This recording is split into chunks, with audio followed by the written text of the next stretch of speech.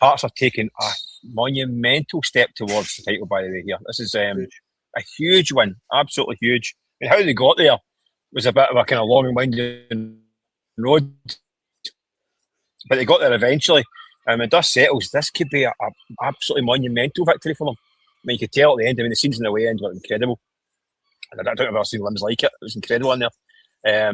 But yeah, what a wild game. But yeah, Hearts have come out this with another 3 points, a derby win. But it's exciting, this. We've got plenty of comments coming in already, and if you're watching at home, let us know your thoughts. McInnes says, so much for all those people suggesting Hearts were going to lose. Hibs players lost the plot. So, I mean, on that, Mick, the 2 red cards that Hibs sustained, look, for what it's worth, I thought it was 2 red cards. I don't really see what else the referee could have done. Yeah, listen, it was a weird one, right? Because Hibs, I think Hibs did battle away, and it was a pretty kind of stubborn performance with 10 men and then 9 men. But they've been undermined completely by the 2 red cards. I mean, they both were red cards. I mean, the first one, I mean, Salinger he's about a yard outside his box. And we can see it from here. Right away, I thought, he is in big trouble. And he had that look of a guy, of a toddler, with his hand in the cookie jar. He knew he had made a major boo-boo. And it took a few minutes for the play to kind of rumble on.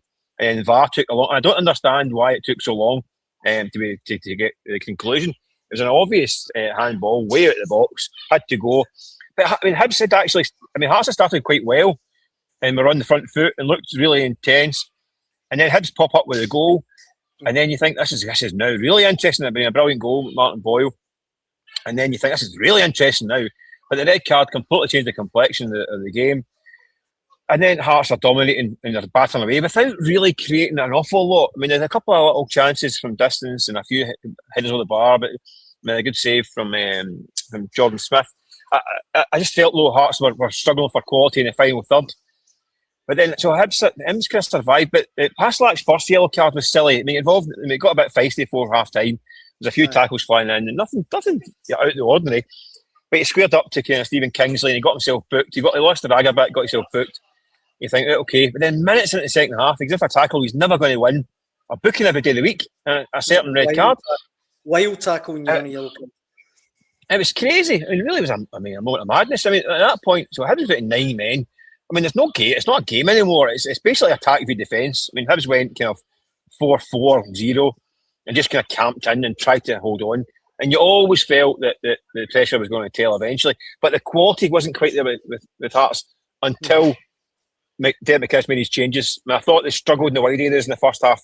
I thought, I thought that Kabori kind of struggled a wee bit in the flank. It wasn't until Kyrgiota and Kirishins came on.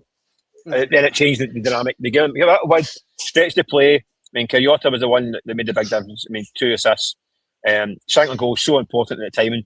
It kept the momentum going, and then it was the kind of charge of the Maroon Brigade. It was the kind of sounding the trumpets and pouring forward, and you just felt it was coming. You felt that it was coming. I mean, Hearts had about 23 shots in goal. I mean, it wasn't all clear cut stuff. I mean, Smith had a good goal in goals, but you just felt. I just thought it was coming, and sure enough, it came in the end. And so it was well deserved by Hearts. It's hard playing against 10 men and even 9 men because the game plan, there's no intention of the other team going forward. It's just a case of just camp in and try and break them down, and it's not always easy. So fair play to Hearts. I mean, they kept their patience. I mean, it was a bit frantic at times, but they stayed fairly patient. They were plugging away, kept plugging away, and eventually got the reward. Like I say, it feels like a huge step towards, especially what happened at Ibrox earlier this afternoon. You look at the table. What an opportunity Hearts have got now. I mean, they play Rangers next, and they could pretty much end Rangers title hopes next Monday night, and then it becomes a straight shootout with Celtic, depending how they got on here at Easter Road. So it's within. I mean, there's a lot of work to go. 4 games to go, and I still think there's going to be twists and turns and results. So I don't think it's done yet. But what a huge step forward for Hearts here. I mean, getting through the derby with 3 points, it really is. It's a monumental step towards it. Gary in the comments, just when you're talking about the games next week, Mick, he says, as a Celtic fan, we probably need Rangers to win next weekend. I'm trying to think. I mean, Hearts, as you say, 4 games left. What do you think they need from the 4 games? It could be as little as what? 6-7 points, perhaps. Mm-hmm. Yeah, I mean, it could be two victories for the title, basically. That's it. It could be. That's how close it could be now, depending on results elsewhere. Like I say, if they manage to beat Rangers, they haven't lost at home all season at Tynecastle, so if they can avoid defeat, I mean, they're within 3 points of putting Rangers out the game completely. Celtic have to then face Rangers as well. Something's got to give in that game. So they're now in the box seat big time. I mean, they have been all season, but you look at it now, I think that they are firmly now. And I mean, keep saying it. Who's favourites for it? You've got to say that Hearts now, after this win, are looking like the favourites. I still think it's a good weekend for Celtic as well. I think they'll think that I think Celtic fans will be watching thinking, right, what's the result they want from Easter Road here today? Do they want Hearts to go and win with the potential of KO and Rangers next Monday? Or would they rather Hearts slip up and it's tighter? I don't know. I think a better result for Celtic would be if Hearts had dot points here, because I think these 3 points are a huge step towards the title. But anything could happen next weekend. It really could. Anything could really happen.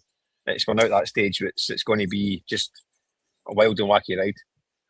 Chris is one of a few people in the comments, Mick, saying that Rangers will be out of it by next Monday night. I know we've obviously just said they could be. Do you think that's what will happen, though? Do you think Hearts will beat them at Tynecastle next Monday? I don't know. I think there's too many variables within the game. We've seen today red cards that can change things. So anything could happen on Monday night. Rangers, I wouldn't put it past them coming out and getting a result, because I'm not saying that they'll feel as though they're kind of up against it now, but they do perform better when it's more hope than expectation. When they're expected to go and get a result today against Motherwell, and what happens, they're 2-0 down again at half time.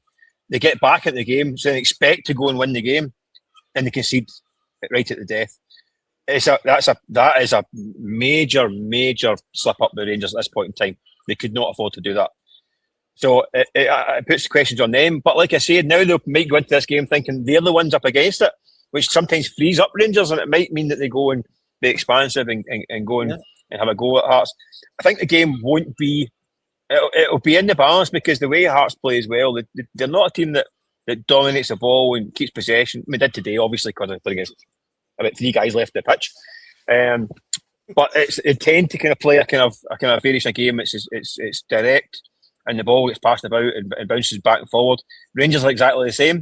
So the game is going to be riddled with jeopardy, and it could go either way. I mean, it'll be moments. It'll be the who takes the chances and who makes the mistakes. So I don't think you can say, yeah, Hearts are going to go and put Rangers to bed, because I wouldn't be surprised if Rangers got a result.